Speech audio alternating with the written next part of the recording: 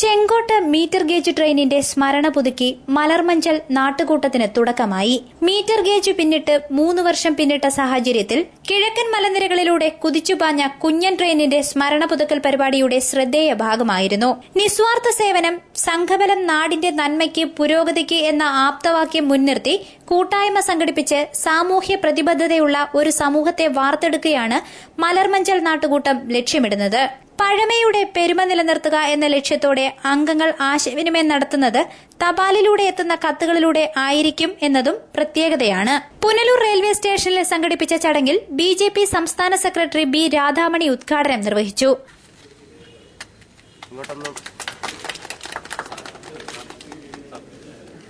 നൂറ്റാണ്ടുകളായി പിന്നിട്ട സേവനത്തിന് 3 വർഷക്കാലമായിട്ട് നമ്മുടെ മീറ്റർ ഗേജ് പാത നിശ്ചലമായിട്ട് ഇന്ന് 3 വർഷം കഴിഞ്ഞിരിക്കുകയാണ്. ഈ 3 വർഷത്തെ ആ വേദന നമ്മൾ ഓർമ്മിച്ചുകൊണ്ട് ഇന്ന് നമ്മൾ ഈ റെയിൽവേ സ്റ്റേഷനിൽ നമ്മൾ കൂട്ടായ്മ സംഘടിപ്പിച്ചിരിക്കുകയാണ്. നമ്മുടെ കിഴക്കൻ മേഖലയ്ക്ക് ദുരിതപൂർണമായി ഈ മീറ്റർ ഗേജ് നിന്നുപോയതിൽ നമ്മളെല്ലാം ദുഃഖിതരാണ്.